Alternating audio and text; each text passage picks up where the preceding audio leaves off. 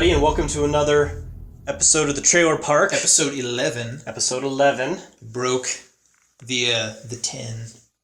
I mean, we break everyone. I don't know. Anyways. But the point is, we're here to talk about Star Wars. They just released the official teaser trailer number 2. Which, I mean, we know so much more because of it now. They showed so much, and it's so beautiful. Every trailer from the new Star Wars movie is a teaser. Because we're teased. It's not the movie. Definitely. But they call it a teaser trailer number 2. Yeah. So it's not the official it's trailer. It's still not the first full-blown trailer, so... Maybe during Avengers Age of Ultron, we're going to see that first full-blown trailer. That'd be nice. We still have until May 1st for it, so... Yeah, another week or two. But, so this was presumably released during Celebration 7. And was released to the public. Mm-hmm. They didn't try to hide it or anything, which is exciting. And, I mean, it just starts off with, I'm assuming, Tatooine or some desert planet. No, yeah, it's not Tatooine. It's not? I actually saw a post on Tumblr about, because a lot of people have seen images already of this desert planet. They're like, oh, it's Tatooine. It's not. It's a new planet, somewhere we've never been before. Okay. My guess is somewhere in the Outer Rim, where just kind of the remnants of these space battles drifted. Before you even see the Star Destroyer, you can hear the sound of that speeder, and you can just barely see it entering the screen. Then you see the torn up X-Wing, and you're like, oh. And then what I thought was a mountain at first is a Star Destroyer. Just smashed into oh my god. Beautiful, beautiful imagery. We got so much more to look at as far as the new villain, Kylo Ren, and his saber. And we see, I'm assuming he's a Force user, because you see him stick out his hand like he's doing like a Force push. So many more Stormtroopers. Oh yeah, and their new armor is so sleek. It looks so new, but at the same time, it's so obviously grounded and inspired by the original Imperial Stormtroopers. Yeah, but it's just so new and shiny. Everything's just so shiny. Luke's saber is back. Yep. The original Graflex hilt is back, and it looked so huge. There was like baby hands handing it to each other, and I'm just like, wow, that thing is so chunky. Yeah, well, at least they didn't try to slim it down and make it look modern and sleek. Like they did with Episode 3. Yeah. And using the line from Luke, which, that didn't sound like Mark Hamill to me, delivering that line. Yeah, the whole, my father has it, I have it, and you have it. We don't know who the you is. Yeah, so, The biggest thing, I think, about this whole trailer, we finally saw one of the original cast members on screen in costume and makeup. Harrison Ford. Chewbacca looks great. Chewbacca. Chewie, we're home. Oh yeah, Harrison Ford was there too. Actually, Chewbacca does look great for his age. Yeah. I figured they'd have some gray in his hair, but... There's a touch of it, but he's salt and pepper. He's still pretty brown, considering how gray Han Solo is. Yeah. Okay, so let's take a second to talk about that line that it ended on, because you brought up something to which I have to voice my thoughts. Yeah. Han Solo's line at the end of this teaser trailer. Chewie, we're home. And you thought... I thought that meant that they're finally, home to them being the Millennium Falcon, but you see it in the trailer. It's not like they necessarily lost it. Here's my thought. They did lose it. My guess is that at some point in the mythos, they were taken prisoner. And I'm hoping to see an epic old Han Solo and Chewbacca busting out of prison scene. And they get the ship from, the impound. Either the impound or, maybe the new main character happened to get her hands on it, and she's flying it, and then Han Solo tracks it down. Oh, and then he ends up showing up there. I guess we always just assumed that in the first teaser trailer, it was him flying that it was Han Solo flying the Millennium Falcon, but that's not necessarily true. I mean, the Millennium Falcon at this point is even more infamous than it was at the time of A New Hope. Yeah. So odds are any Imperial remnants are going to be looking for it, because that's a huge symbol of the rebellion. Yeah, it's also an ancient ship now. Yeah, it is. And the other thought that I had is maybe it's the whole premise of them relocating their ship. What if they visit Corellia?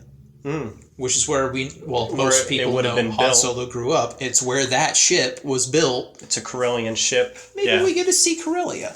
But he said, we're home. Yeah, because Chewie was with them. Yeah. Yeah, but Corellia isn't Chewie's home. We don't know that. He's from Kashyyyk. Presumably. Well, he was on Kashyyyk in Episode 3. Okay, you got me there. That's true. It's a tricky line, and it's the only line in the whole trailer delivered. Yeah, by a character. By a character. Yeah. Like, there's the voiceover of presumably Luke Skywalker. But none of the other characters they show talk. Mm-hmm. Though we do see the chick and the stormtrooper dude from the first trailer again. Yes. And I believe his name is Finn. We also got to see that super awesome chromed out stormtrooper with the cape on. The cape. Which rumors circulating the internet are, everyone is like convinced it is a female. It's one of the women that has been announced as a cast member, which I think would be awesome. There's so much eye candy. It was like visual candy store for Star Wars fans, and there's just so much to it that I'm just like reeling from. The TIE fighters are back, and they look even more.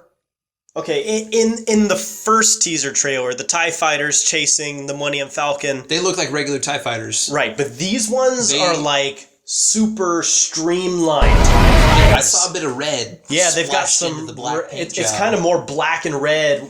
You know, they look a lot more menacing rather than just the gray. Mm-hmm.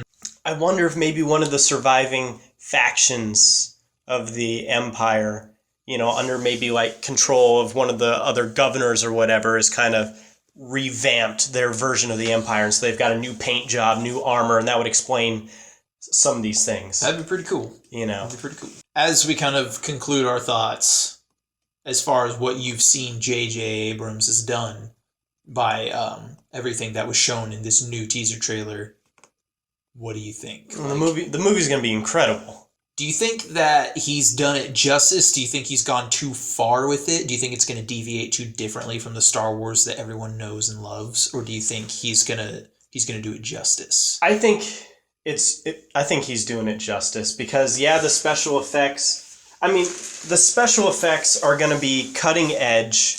But look at the original Star Wars. The special effects, you know, suck compared to now, but George Lucas created those effects. They didn't even exist. So if anybody went too far, it was George Lucas by literally saying, this doesn't exist, but I want it, I'm going to make it. So I think J.J. Abrams is just simply pushing the envelope like the Star Wars movies, you know, should be.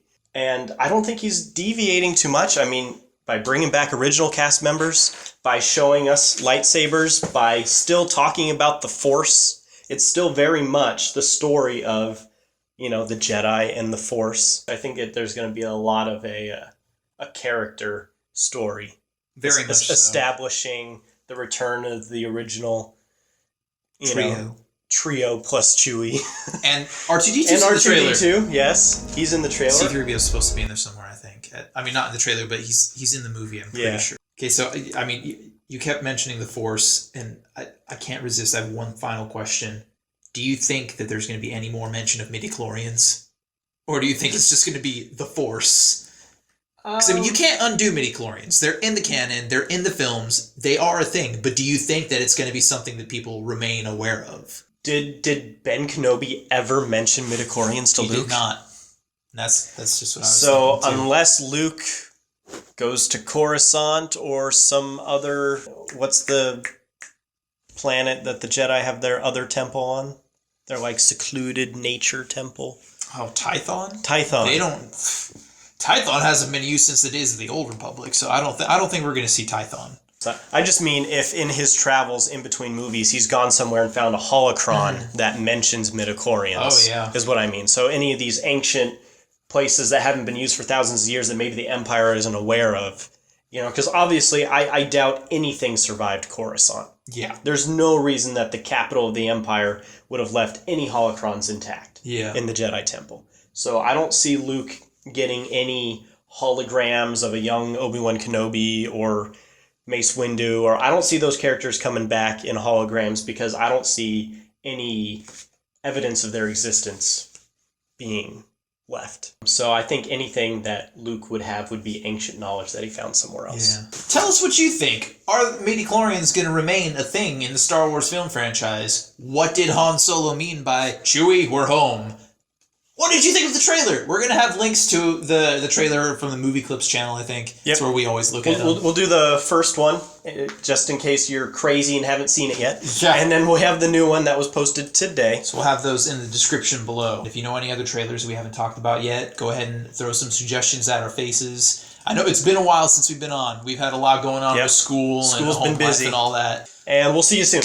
Bye.